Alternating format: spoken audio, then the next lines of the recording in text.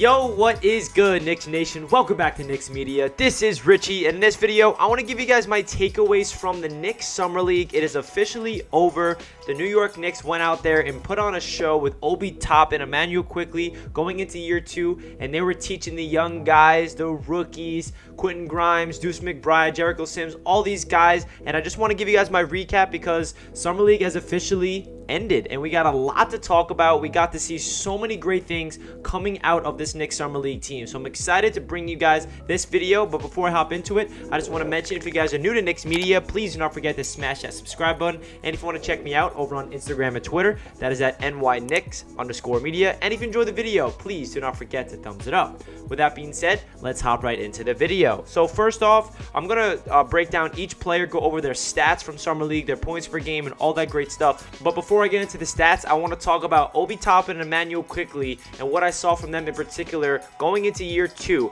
These guys were the young veterans on the team. No, they're not considered veterans at all, but in Summer League they kind of have, because they have experienced Tom Thibodeau. They went through a whole full season in the NBA. They know what it's like to be a pro, and their duty in Summer League off the court was to mentor the rookies, understanding, okay, this is what you have to expect. This is what you have to learn from. This is the system that we're implementing here under Coach Tibbs. And honestly, this is IQ and Obi Toppin's Summer League debut as well. And this was an opportunity for them to show up because they're easily like the best players on the team. They should be going off every single game because they're going up against rookies. And that's exactly what they did. Obi Toppin looked so comfortable, so confident out there, very aggressive. Immanuel Quickly was running the point in this, and he looked very good. He was dishing the rock very well. He did not shoot the ball particularly well from the field consistently, but he definitely thrived in certain games. And then the young core that we have, this rookie class that the Knicks brought in with Leon Rose and on the entire Knicks front office, wow, they hit it on the nail. Quentin Grimes, McBride, Sims, and Rokas, they all look good in their own ways, and I'm excited to break it down. So now let's get into the stats from each individual player from the New York Knicks in Summer League, starting off with Obi Toppin. Obi Toppin had 21 points per game, 8.3 rebounds per game, 1.3 assists per game, shot 45% from the field, 34% from three-point land, and 89% from the free throw line, while also having 1.3 steals per game and 0.8 blocks per game. So Obi Toppin definitely showed what he's worth in the NBA. Now listen, it's a Summer League, he's going up against lesser competition, but all we wanted to see from Obi Toppin in the Summer League is to be confident, be aggressive, don't shy away, don't give me a little hesitation when the ball's in your hands, don't be a passive guy where you're just, the ball's in your hand, you want to pass it, give it up right away, because that's what we saw from him all throughout his rookie season for the New York Knicks. He looked a little passive, he did not have the confidence, but in the playoffs, Obi Toppin, I don't know what switched in his head, but the pressure was on and Obi Toppin thrived in the playoffs. So what we saw from Obi in Summer League should give Knicks fans a lot of, hope going into year 2 for Obi, because he's such a big part to this team, where if he can play well and he can be a guy on the floor that Coach Thibodeau trusts in, that's only going to help out Julius Randle, because as we know, Randle's coming off averaging the most minutes per game in the entire league, and we do not want Randle to be doing that again.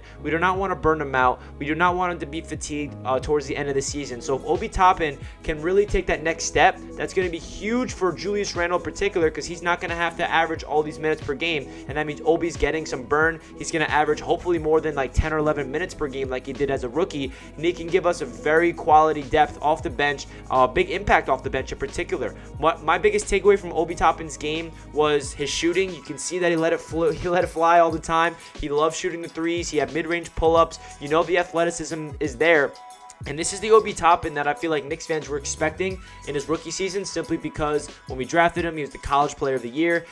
He's an older rookie than usual, so we thought he was going to be NBA ready right out of the gate, and that's not what happened. He took a year to adjust, and now he has confidence in himself. He understands what to expect going into the NBA. So I love what I saw from Obi Toppin. He had a 30-point game. He was shooting the ball well. He was getting his teammates involved. The athleticism. Shout out to Obi Toppin. He put in a lot of work in the offseason, you can tell. Now let's get into Immanuel Quickly. Immanuel Quickly's stats were 20.2 points per game, 7.8 assists, 3.8 rebounds per game, 1.4 steals, shooting 38% from the field and only 24% from three-point land. So obviously the shooting numbers does not look great, but when you look at the stats, over 20 points per game, and just under 8 assists per game. That's a point guard, guys. That's what Immanuel Quickly was doing. He was running the show on offense.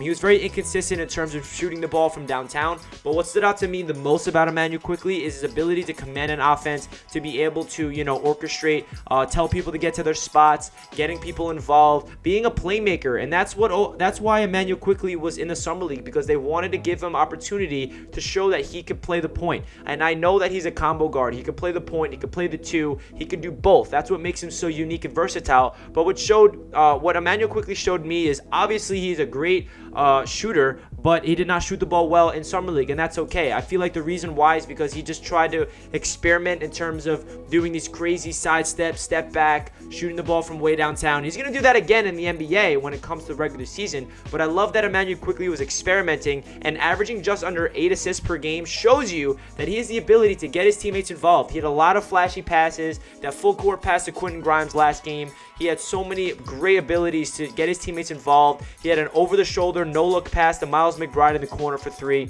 He has the point guard in him, and that's all you can ask for in the Summer League for Immanuel Quickly. That's what I want to take away from the most. He also showed me that his defense looks like it's improving, averaging 1.4 steals per game. He picked someone's pocket almost every other game, it felt like, getting into the passing lanes, being very aggressive on defense. That's exactly what Coach Tibbs want. We know that Immanuel Quickly compared himself to Avery Bradley coming out of the draft, and if he can really evolve his defensive game as well as his offensive game, he's going to be a very fun player to watch, and we know that he's a Knicks favorite already, and I feel like he's going to be somebody that's going to take a huge leap in year 2. Now let's get into the rookies. Starting off with first round pick Quentin Grimes. He had a very interesting Summer League. He started off a little rough first 2 games, but then he went absolutely off for the remainder of Summer League. His stats were 15.3 points per game, 3 assists per game, 6.3 rebounds, and 0.5 steals, shooting 42% from the field and 40.7% from three-point land. And the most impressive stat is he shot 9 threes a game. Quentin Grimes shot 9 threes per game and still shot over 40% from 3. That tells you he's a sharpshooter. That tells you he has every single opportunity to get minutes on this team this year with the New York Knicks. Wow. Quentin Grimes really showed to me that he has confidence in his shot, where he can shoot wherever he is, whether there's somebody in his face, whether he's on the move, on the dribble. Step back 3, step back mid-range jump shot. He has the jump shot where you look at it, you're like, that is going to translate to the NBA.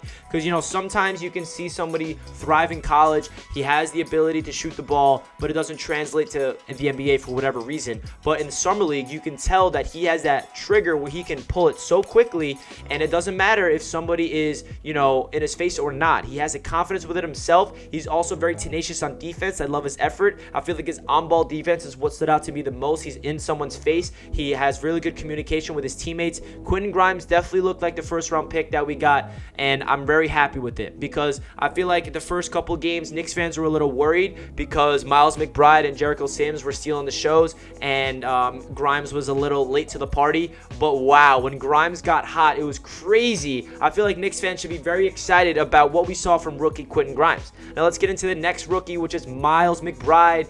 Deuce, this man looks absolutely awesome. He's probably my favorite rookie out of the entire rookie draft class. I feel like he's the Knicks fan favorite, to be honest, out of the rookies. He was unbelievable. I knew that he was a defensive-minded point guard, but I did not know that he could do this on the offensive side of the ball this efficiently. So Miles finished with 15.2 points per game, 3.5 assists, 3.5 rebounds, 1.3 steals per game, shooting 53.2% from the field and 50% from three-point land, shooting 6 three-pointers per game.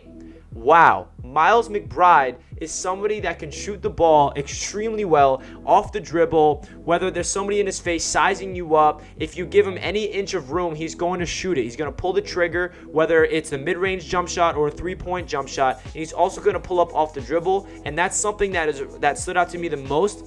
McBride is not just a catch and shoot three-point shooter. He's somebody with the ball in his hands. He's a point guard. He can orchestrate, he can facilitate, and coming off a pick, if you sag off, your swag's off, as the great Chris Smoove would say. He has the ability to shoot the ball so well from downtown that I didn't know he had. I knew that he can shoot. I know that in West Virginia, he was more of a defensive-minded point guard, and he definitely has some athleticism dunking the ball as well, but I did not know he can do this that efficiently in Summer League. I'm very, very impressed from what I saw from Deuce McBride. I know Knicks fans are as well. His defense is absolutely insane, picking people up full court, absolutely getting in the brains of his opponents.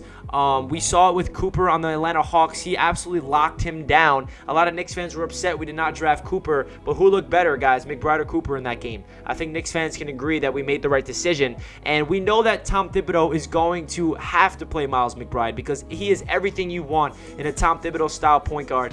Pesky, high energy defense, in your face, making the opponent so rattled and confused and don't know what to do, picking him up full court, orchestrating the defense by communicating, just not leaving your man, always contesting him, getting into the passing lanes, averaging over a steal per game. He is on another level defensively, and if he can evolve his offensive game that like we saw in Summer League, being consistent, this man is going to be the steal of the draft. He looked like the best player on the team at sometimes, better than IQ. IQ looked really good, don't get me wrong, but McBride was way more consistent. I think McBride had one off game, and other than that one off game, McBride looked absolutely phenomenal. Now let's get into Jericho Sims, who is our last pick, 58th overall. Jericho Sims, the most athletic center in the entire draft class. He finished with 8.2 points per game, 8.2 rebounds per game, 1 block per game, and shooting 81% from the field. This is everything I ever wanted from a second-round center. I think we can compare it to a guy named Mitchell Robinson. I'm actually wearing his t-shirt right now. The Knicks know how to get athletic, freakish centers in the second round. We saw it with Mitchell Robinson, and Jericho Sims is the next man up. We saw the athleticism when it comes to catching the alley-oops. He's a very good rebounder. He crashes the boards. He has a high motor. He crashes the offensive boards, the defensive boards. He can protect the rim. He's everything you want in a second-round talent center that you can develop over time. I feel like Jericho Sims is going to be somebody that's going to get minutes if there's injuries. We have a lot of depth at the center position now. We got Mitchell Robinson, Nerlens Noel, Taj Gibson, and Jericho Sims. So if any of those guys get injured, you know that Jericho's going to get some minutes, and I have confidence in him. Another big trait that Jericho has that is very underrated is he sets very good screens. He has the ability to, get the point guard or the shooting guard or whoever the ball handler is, gets him a little open space. He drives to the rim on a pick and roll. He is a very good high-flying alley-oop threat, as you can see. He has standing dunk ability. He also has touch around the rim. I noticed he has some post hook shots in his repertoire that I don't know that he have. Very good touch. So Jericho Sims, very impressive. And then the last rookie I want to talk about is Rakas Jacobitis, and he's somebody that only played a couple games. He did not play the entire Summer League because he went back to Lithuania, but he definitely impressed me. Very limited minutes. We did not get a huge sample size from Rokas, but he finished with 6.3 points per game, 1.3 steals per game. He shot 70% from the field and 60% from three-point land. That's all you can ask for a rookie that barely got any minutes. By shooting this well, he took advantage of the minutes that he got. He's probably going to be somebody that's going to be overseas for the next year or two. If the Knicks don't want to bring him in, I wouldn't be surprised if they do. But let him go to, back to Lithuania. Let him play professionally overseas and develop his craft over time, because you never know. Rokas can come and be a Knick at any point in the next couple of years. I love that the Knicks did that in the draft. They drafted someone that they can, go over Summer League and develop over time. And that's because Leon Rose did that trade with the Oklahoma City Thunder. We traded down a couple picks, and we got 2 extra second-round picks that turned into Rokas and Deuce McBride. So shout out to Leon Rose. He has the forward-thinking mindset and the short-term thinking mindset, and I love it. Absolutely love everything I saw from Rokas in the very small sample size. So those are the stats I want to talk about with Obi Toppin, IQ, Grimes, McBride, Sims, and Rokas. Let me know your thoughts and your takeaways from the Summer League for the New York Knicks. I think Knicks fans should be very excited about this young core that we have. I feel like everybody that we saw in Summer League, especially the players that I talked about, that's part of the future. This is the Knicks' future under Coach Thibodeau and Leon Rose and the entire front office. I'm very happy right now. We got a lot of veterans ahead of them that will be playing in the regular season, like Kemba Walker, Evan Fournier, Julius Randle, obviously, RJ Barrett entering year 3. We re-signed Alec Burks. We have D Rose. We have so many guys that are going to be playing probably ahead of these young guys, but that's okay. They're going to be developing over time. They're definitely going to get minutes this season, and it's a very exciting time to be a Knicks fan. If you guys enjoyed the video, please do not forget to like, and if you want to comment down below a Statue of Liberty emoji if you stayed into the end, I would greatly appreciate that. And that's really it, guys. Subscribe if you're new to the channel. So excited to continue Knicks content all the way leading up until the regular season, and I'll catch you guys next time. Let's go Knicks! Peace.